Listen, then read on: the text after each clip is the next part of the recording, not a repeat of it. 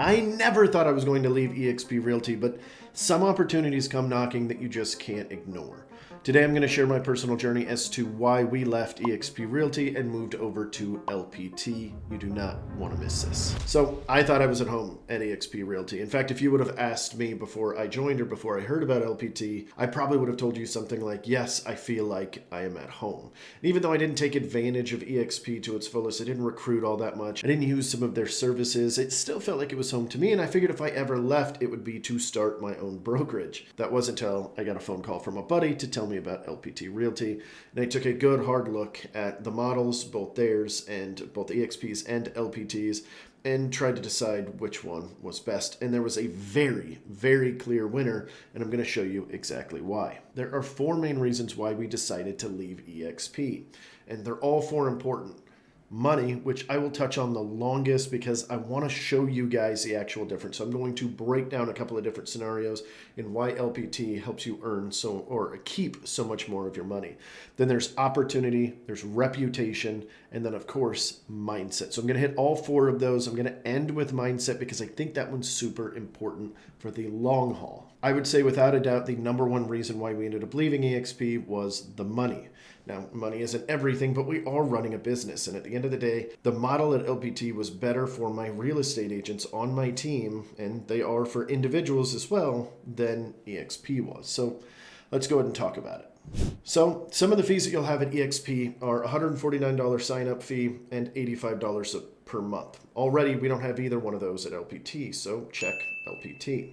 And I'll break all these numbers down here in just a second. At eXp, you also have a $25 transaction management fee and a $40 E&O insurance, which does cap out at $500, which is a good thing. There's also these splits, and the splits are probably one of the biggest reasons.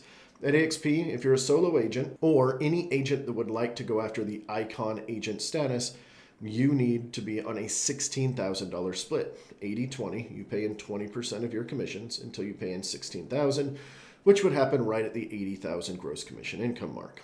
And if you are on a team and you're not going after Icon, then you can knock that down to $8,000. And if you're on a mega Icon team, you can knock that down to $4,000. These are all parts of the reason why we ended up going from a big box brokerage. It takes a percentage all the time to eXp. These are all good things, but they're not the best because there are better models out there now. So let's go ahead and break down what it would look like at 10 transactions and then again at 20 transactions, just so you can see a couple of examples of why the route that we decided to go is a little bit better for my real estate agents.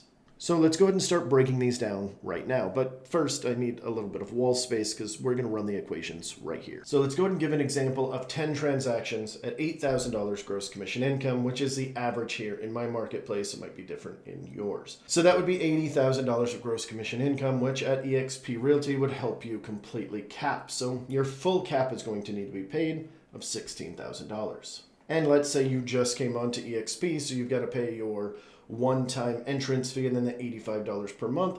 That would be a grand total of $1,169.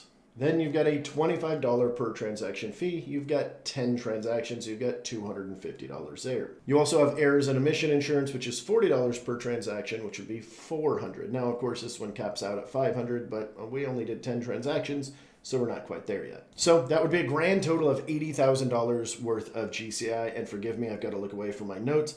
That would be $17,819 that you would have paid in fees and commission splits for a take-home pay of $62,181 given this scenario. And then, of course, you've got to pay for taxes. This is the equivalent of a 22% split. So let's go and run the numbers exactly from LPT. So that same $80,000 gross commission income, if you are on the business builder plan, which is one of the two options, you have the option to do 20% of your commission to the brokerage until you pay in $15,000, or you can do the business builder plan, which is $500 per transaction until you cap at $5,000 total. So in this case, you would be completely capping out. You'd be giving $500 per transaction for 10 transactions for a grand total of $5,000. Then you have a one-time E&O insurance of $500 that is paid on your first transaction, and then it covers you for the entire year. So you have a grand total of $5,500 paid in. There's no additional fees, there's no monthly costs, there's nothing else you really need to consider, unless of course you're buying something for your business, but that's not part of this conversation. And of course at LPT Realty you earn stock no matter what you're doing. So on your first transaction, your third transaction, your 15th, and your 35th transaction, you would earn stock awards. It doesn't matter which plan you're on. So in this case, you would also earn 2 stock awards, the one for 1 transaction and the one for 3 transactions.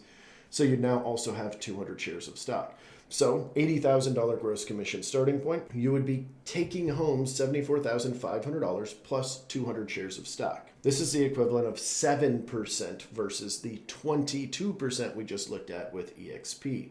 So only paying out 7% at 10 transactions. Now, there are a lot of agents selling more than 10 properties. So we're going to give one more example of 20 properties just to show you that the fees at eXp start to really stack up and they don't really go away. So it's not as good of a feeling of 100% model as we were originally led to believe. At least that was my take on it. Now, let's go ahead and go to 20 transactions at eXp. This would be a grand total of $160,000 of gross commission income at the $8,000 per transaction. You'd still pay in your $16,000 cap, and you'd still have the $1,169. That's the entrance fee and the $85 per month that you pay in. Those aren't going to change. Now you had 20 transactions, so the transaction review fee is $25 per. So now you're paying $500 for that. But luckily your E&O insurance is now capped out at around your 12th and a half deal, give or take. So you only paid $500 for that. But here's where eXp starts to really nickel and dime a little bit. Now they're starting to charge the agent $250 per transaction after they are capped all the way until they hit icon status.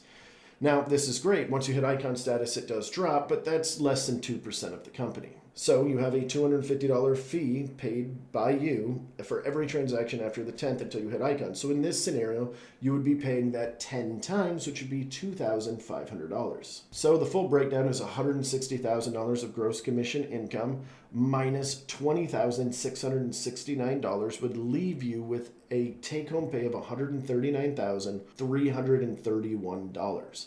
Now, of course, you've still got to pay taxes on this, and this is the equivalent to a 13% realistic split. So take the same thing over to the business builder plan at LPT. You've got $160,000 of gross commission income. You're paying $5,000 because that's where it caps. That's your commission splits and fees.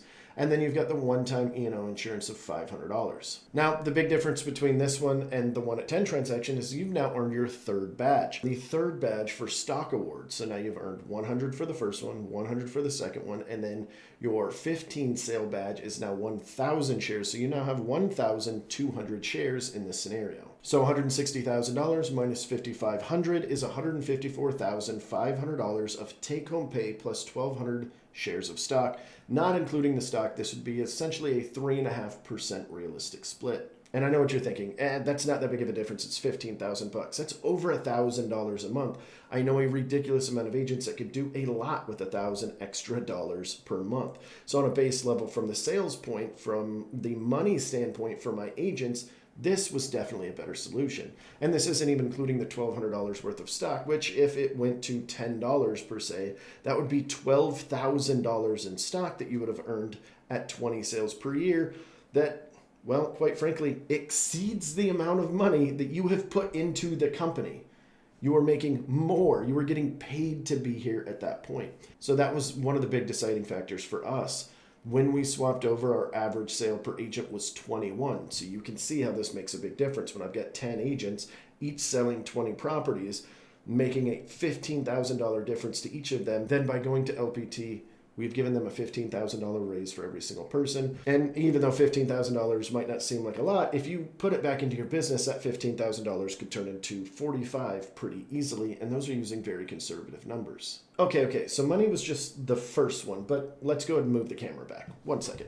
I spent a little more time on that than I originally planned, but I think it's really important for you guys to actually see the difference in the numbers. But that was only one part of the equation. We have 3 others we need to talk about. The first of those 3 is reputation. So reputation is super important. And where this made it a little bit difficult for me is because they put so much emphasis at eXp on the recruiting side of things.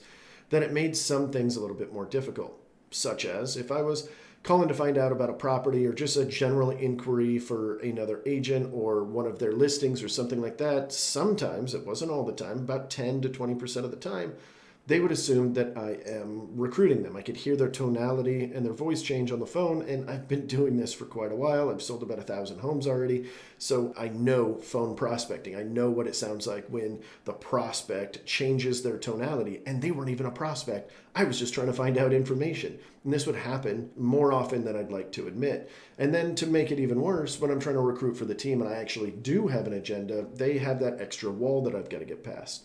This isn't the end of the world, it's part of doing business, but one little extra wall is still just an extra little thing to go, it's just kind of frustrating. Now, this sort of reputation isn't a deal killer for me, but it's just one extra nail in the coffin, if you will. It just makes things a little bit harder. I know at the current company I'm at LPT Realty, because they have a model where you can benefit by bringing agents inside, that we may eventually have that kind of connotation around us at some point.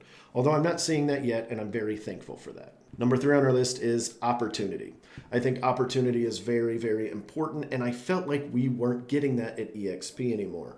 So many people had been inside of the company, and I don't see it growing too much more. I mean, it's still growing.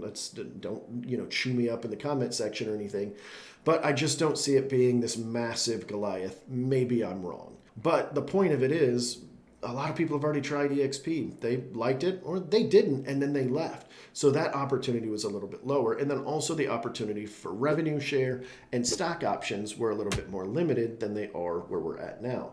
So at eXp Realty, you now have to have 30 frontline qualifying agents in order to release all 7 of the levels, which when I was in eXp, it was actually 40. So it was even harder. And I think there was only like 12 or 15 people that even had unlocked all 40. So they made it a little bit easier. So now there's like 20 of them that have 30 or something like that.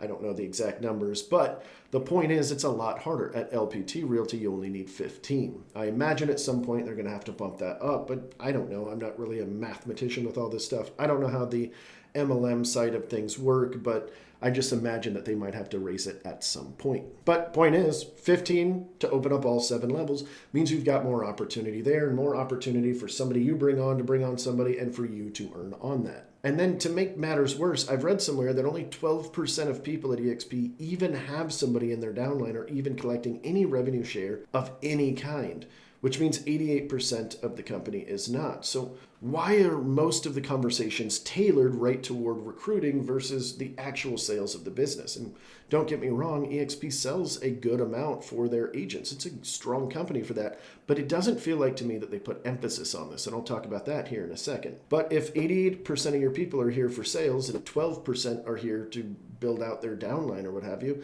why don't we focus on the 88% is what I've always thought. Then we have stock. And I believe, I can't remember at eXp if you earn one on your first sale every year. I think you do, you earn a little bit of stock, but I know you earn some whenever you bring somebody on to the company, you earn a small chunk there. And then whenever you become an icon agent, which is only 2% of the people, so it's not really worth discussing because that's not going to matter for 98% of the agents. So then you're really only getting stock options to become an owner in this company if you're participating in the AEP program, buying it with your income, which is a great program, by the way. I suggest you guys do it if you're over there at eXp and not switching, or you're bringing people on recruiting. But again, if 88% of people are not recruiting, then that portion is pretty limited. Whereas at LPT, for instance, we get stock for bringing somebody on whenever we have our first sale of the year, our third sale of the year, our 15th sale of the year, and our 35th sale of the year. And it doesn't matter which program you're on, the business builder or the revenue share partner, either way, you can earn that stock or will earn that stock. And although it's pre-IPO right now, we don't know what that stock's worth, and we can speculate all day. We don't really know. We can guesstimate numbers and stuff, but it's there. That's the point. It is there for everybody. And that's a great benefit for my agents who aren't necessarily going to icon out, or they don't have dreams of selling 50, 60 properties in order to hit that icon status. And lastly, the 4th reason why we ended up moving was mindset of the company in general. We talked about this already, multiple facets, that the mindset of eXp was recruit first, sell later. In fact, every time I went to the shareholders event or eXpCon or any of the events held on by eXp members or, eXp as a whole, it felt like it was a lot more into the recruiting space than it was the sales space. And I'm not saying that they didn't touch on the sales stuff. I'm just saying they put a pretty heavy emphasis for something that only has 12% of people participating. And I just wish that they pushed a little bit more on the agent-centric mindset, because it's the agents who are pushing the company forward. Yes, they're doing great things over at eXp and helping and stuff like that, but it's the agents. The agents, we need to have an agent-centric mindset and how to sell for the agent and how to be listing focused, especially with all the lawsuits and everything else going on right now. Becoming a listing agent is more and more important. And that's part of the reason why we went to LPT as well. They have a listing mindset, and most importantly, they have an agent-centric mindset. They pivot quickly whenever the agents want something as a whole and we realize it's good for the company, and they're focused on listings. They're doing this inside of the culture. It's not just something we talk about. It's something that's embedded in the culture that our leader, Robert Palmer, has put in. He bought homevalues.com. He's trying to turn this into the Zillow of listings, essentially. I know that's a little aggressive, but you kind of get the point. He's not turning it into all the bad things about Zillow, but you get the point. He wants it to be a big, recognizable name. Also, we have the listing power toolbox that you get with every single listing. It's print marketing. It's beautiful. It showcases off the home with a ton of different marketing pieces. I think it's like 200 plus marketing pieces. And yes, I know eXp eventually copied that and kind of gave you guys this little smushed together version of it. But it's embedded into our culture is my point. And on top of that, there's a bunch of other listing-centric tools that you've got, from blasts that you can do on social media to bring more awareness into your listings, as well as a bunch of other print marketing and things that can help you attain listings and sell the listings faster and for more money. And of course, we wouldn't be talking about mindset without the leader, RP himself, or Robert Palmer, right? So RP, I fully believe, has the agent's interest in mind. Whenever I speak to him, and yes, I've spoken to him one-on-one many, many times. I was actually very fortunate to go out and meet him out on his yacht and do a bunch of other cool stuff. I'm not going to go into the details of it, but I've talked to him on multiple occasions, and I feel like I really understand of where he's going. And the funny thing is, as I'm talking to him, the things that are important to me were in the conversation. Team building was in the conversation. Building businesses was in the conversation. How to actually build a business. How to get more listing centric so that you can then grow your team even more. Or for solo people, I heard him talking to others about how they can do these kind of things. And it's always about what is best for the agent. And I heard one of the corporate recruiters, Luis, good dude. He was talking to one of my people, and we're trying to see if it was a good fit for them. And he said something that I just love. It's LPT doesn't want to be your thing, right? It wants to be the period at the end of your team or at the end of your business, right? It wants to be the period at the end of your business. Meaning that, like, they don't want to take over everything. They don't want to have their hands in everything. They want to be able to help you with everything that you're doing. It's very clear to me after talking to the leadership team, after talking to RP, that they know where they want to go and that they are focused on the agent and that they know that the agent is what's pushing the brokerage forward, and that we're no longer in an era where the brokerage is the most important thing. It's now the individual's branding, which is something I talk about on this channel quite a bit. If you aren't already, go ahead and hit that subscribe button. Most of what I teach is actually teaching you the business on how I went from 0 to 50 million in my business, how I've sold 1,000 homes, things like that. So most of it's not, I left eXp or I joined LPT or anything like that. So you can hit that subscribe button if you'd like. But the point is, they see the vision, they see the future, and they're angling everything toward that. And they're talking to the major team leaders. They're talking to big players. They're talking to little players. They're talking to average players. It doesn't matter. They're talking to everybody to figure out exactly what they need to make this brokerage extremely successful, which is why they call it a brokerage for life. They're literally trying to build, or I think they've already built, a platform in which you can be here selling when you're selling 100 homes a year, or when you want to scale back the business because you just had a major life event. Maybe you had a kid or something like that, and you want to go down to 20 sales a year so that you could focus on them. Or you just want to build a business that's going to continue to run while you go do those other things. It's all there, and they've done a very good job of that. So that's my personal journey on why we left eXp Realty and moved over to LPT Realty. If any of this sounds like something you'd like to chat about, I will have all of my information on the screen. I will also have a Calendly link down below in the description. If you hit that little more button, you'll see one that says get on my calendar. We can discuss this if you'd like to jump on a quick phone call just to kind of talk it out to see if LPT is right for you, or even if you want to discuss how eXp was for me. I'll give you guys some time to do that. go ahead and click down below and do that, or of course reach out to me from any of the other avenues that are up on the screen right now. And I appreciate you guys' time. If you've made it this far, comment down below what your favorite thing was that you heard today. And I hope I see you guys in the next one.